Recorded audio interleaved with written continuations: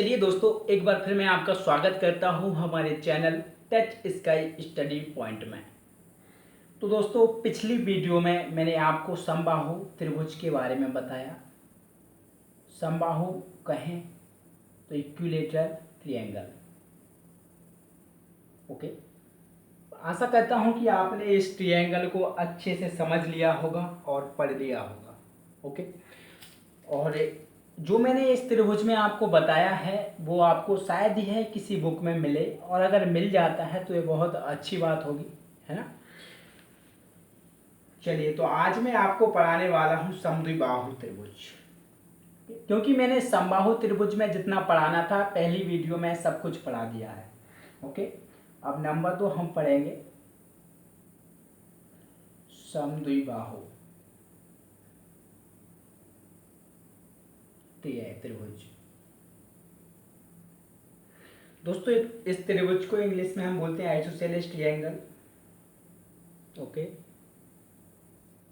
Isosceles triangle. और ये जो चिन्ह है ये ट्रायंगल का है, ऑलरेडी मैंने बताया है। ओके, और हाँ, एक बात मैं यहाँ बता दूँ आपको, इस वीडियो को देखने से पहले, इससे पहले की जो वीडियो से ज़रूर देख लेना, कुछ चीज़ें समझ नहीं आएंगी। ओके, तो दोस्तों सबसे पहले इसमें हमने क्या क्या जाना था। समबाहु त्रिभुज का एरिया देखा था, यहाँ हम समद्विबाहु त्रिभुज का एरिया देखेंगे। ओके, एरिया मतलब क्षेत्रफल। तो वहाँ क्षेत्रफल क्या बताया था, √3/4 इंटू ए स्क्वायर। इसका जो क्षेत्रफल होता है v/4 यानी कि v/4 √4a² माइनस b²। पिछली वीडियो में जो है मैंने आपको बिल्कुल पूरा निकाल के बताया था, अभी यहाँ नहीं बताऊंगा, आप देख लेना पहली वीडियो। बी नंबर 2 हम देखेंगे हाइट। हाइट मतलब ऊंचाई। ओके, नोट करते जाएं आप भी। नोट के अंदर 4a² minus b²/2। Okay, next सी, इसमें हम देखेंगे अंतः त्रिज्या। ओके, जिसे क्या बोलते हैं हम, इन रेडियस।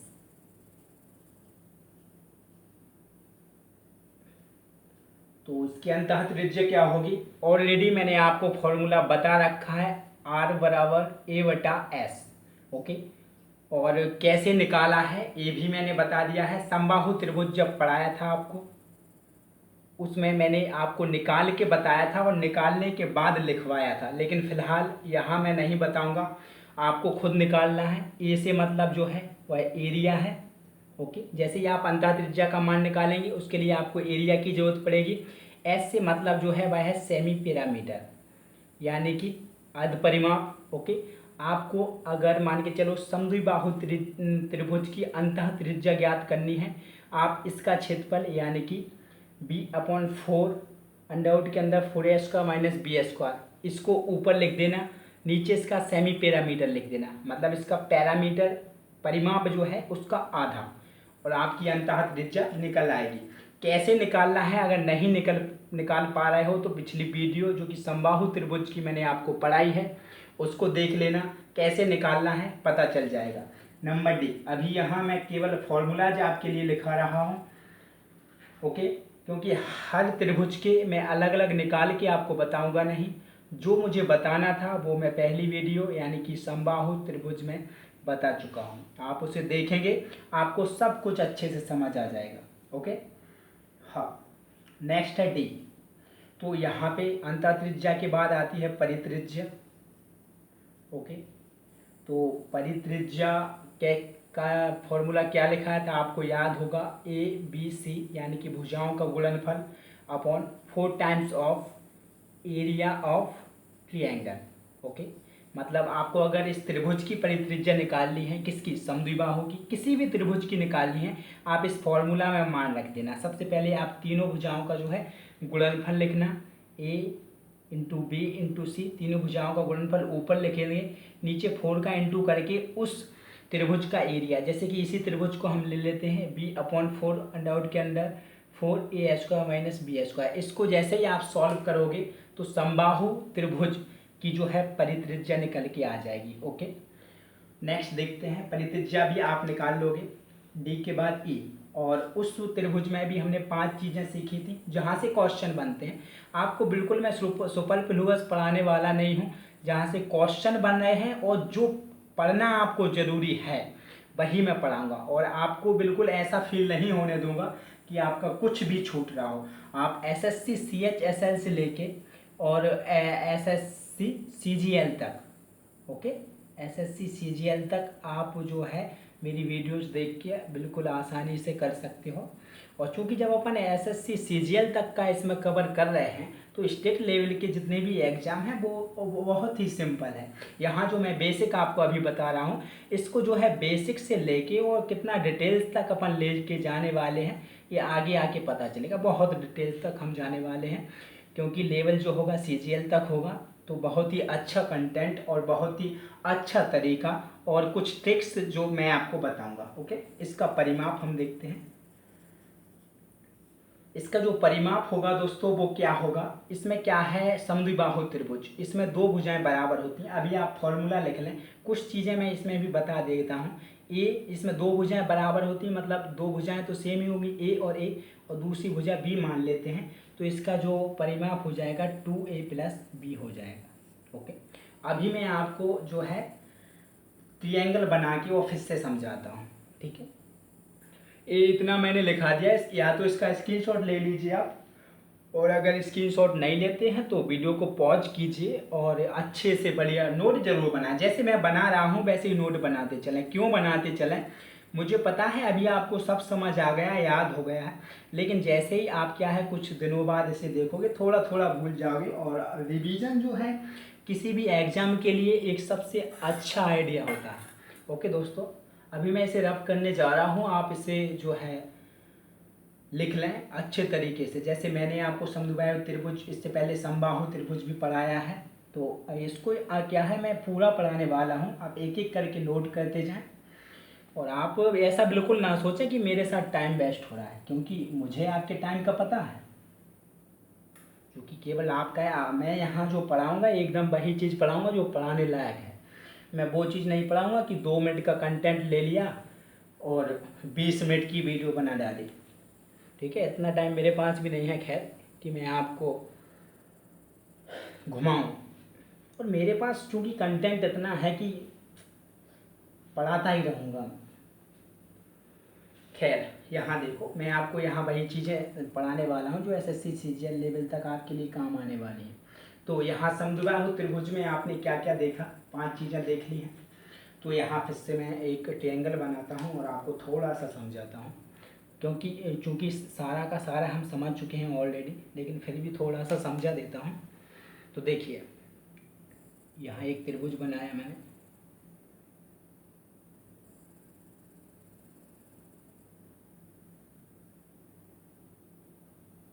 ओके। अब त्रिभुज क्या है, त्रिभुज है समद्विबाहु। कैसा, समद्विबाहु। अब इसमें क्या है, इसको नाम दे देता हूँ A, इसको नाम दिया B, इसको नाम दिया C। ओके, अब इसमें समद्विबाहु त्रिभुज है, मतलब इसमें दो भुजाएं कैसी हैं, समान है। मान के चलो A वाली भुजा A है, तो A वाली भुजा भी क्या होगी, A होगी। इसको मैंने B नाम दे दिया। ओके, तो समद्विबाहु त्रिभुज में दो भुजाएं कैसी होती हैं, समान। अब इसका एरिया क्या है वो मैंने आपको बता दिया। ओके, एरिया के बाद इसकी हाइट क्या है वो मैंने आपको बता दी। ठीक है, कैसे निकला है, क्या निकला है, समबाहु त्रिभुज में मैंने निकाल के बता दिया है। पहली वीडियो जाके देख लें, अपने आप से फिर निकाला है। ओके, और नंबर C जो आता है वो होता है रेडियस। ओके, रेडियस जो है मैंने बता दिया है, उसके लिए आप R में A/S, ऊपर एरिया लिखेंगे, नीचे अर्ध पैरामीटर लिखेंगे। पैरामीटर कैसे निकाला जाता है मैं बताता हूँ। मान के चलो पैरामीटर का मतलब होता है परिमाप। ओके, मान के चलो यहाँ से आपको चलना है और यहीं वापस लौट के आना है, आपका परिमाप आ जाएगा। जैसे यहाँ से चलना स्टार्ट किया, ये कितना होगा, A हो गया, फिर यहाँ से यहाँ गया, ये कितना हो गया, B हो गया, फिर यहाँ से वापस आए, क्या हो गया, A हो गया। तो टोटल आपका 2a+b होगा। ये आपका क्या निकल के आया, परिमाप। और अगर मैं अर्ध परिमाप की बात करूँ तो 2a+b में अगर आप 2 से डिवाइड कर दोगे तो एक अर्ध परिमाप निकल के आ जाएगा। ओके, तो ये चीज़ें मैंने पहली वीडियो में बताई हैं, क्योंकि बार बार मैं नहीं बताऊंगा, अभी आपको बता दिया है। रेडियस की बाद मैं बात करता हूँ सरकम रेडियस, और सरकम रेडियस मतलब परित्रिज्या। परित्रिज्या के लिए मैंने आपको बताया ए बी सी गुणनफल, मतलब यहाँ पे अगर ए बी सी की हम बात करें, ए है हमारे पास, इंटू बी है, इंटू ए है। ओके, 4 टाइम्स ऑफ त्रिभुज का जो एरिया मैंने बताया था वो कितना निकल के आया था, वो निकल के आता है b/4 into 4a² minus b²। Okay, तो इस तरीके से आप इसकी सरकम रेडियस इसको सॉल्व करके निकाल लोगे ना।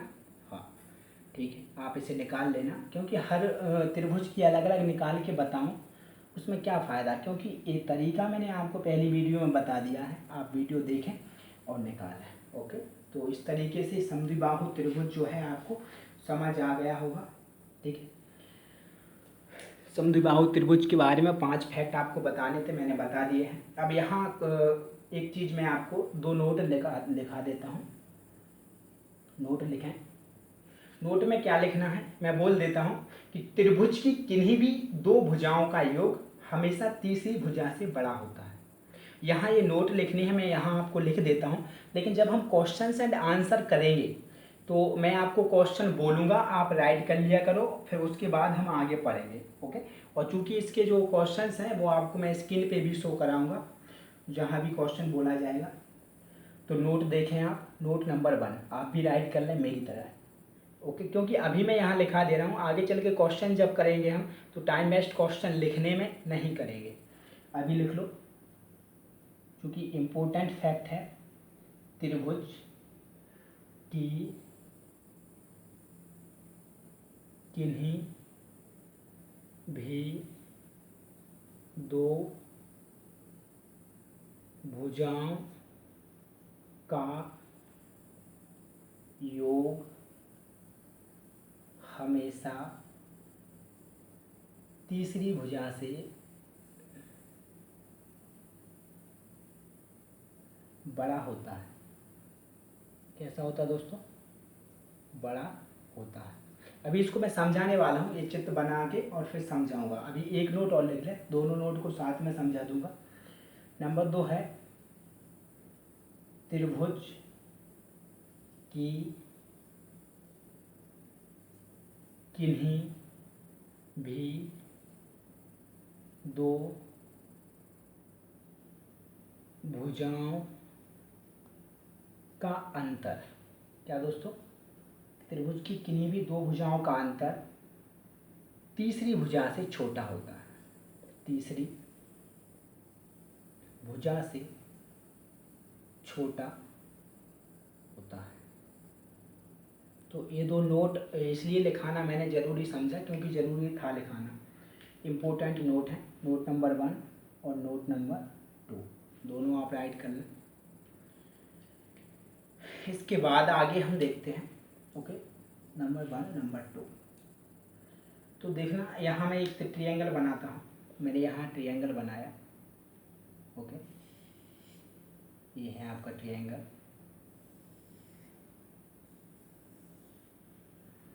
सॉरी यार, ये पेंसिल जो है शायद स्याही ख़त्म हो गई है, फिर से बनाता हूँ मैं। ये ट्रायंगल जो है मैंने बनाया, यहाँ पे जितना दिख रहा है आप अभी देखें, धीरे धीरे आ जाएगा। हाँ, तो ट्रायंगल बनाया, ट्रायंगल को नाम दिया ए बी और सी। अब दोस्तों मान के चलो यहाँ मैंने इसे दिया, ये 7 है।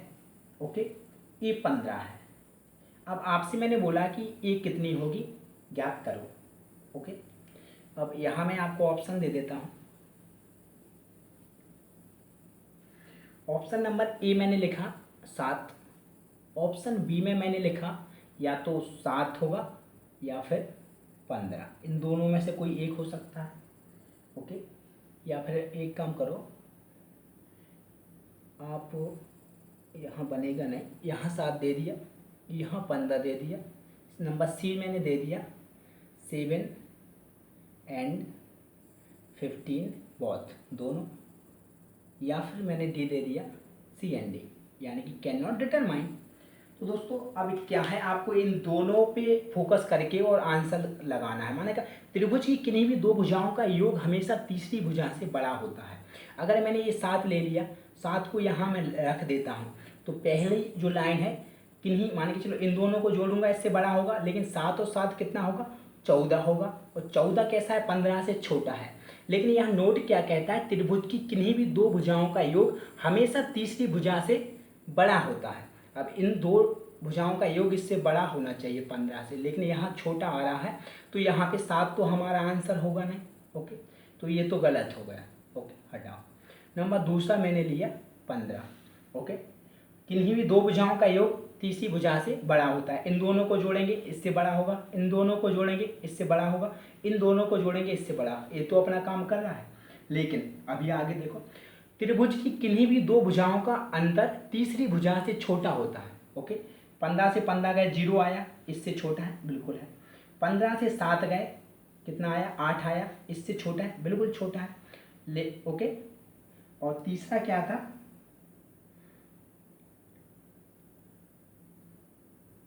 त्रिभुज की किन्हीं भी दो भुजाओं का जो अंतर होता है तीसरी भुजा से छोटा होता है। होता है कि नहीं होता है। तो यहाँ से अगर मैंने अंतर घटाया, जैसे कि 15 से 7 गए कितना बचा, 8 बच रहा है ना। और 15 से 7, एक सेकंड, है ना।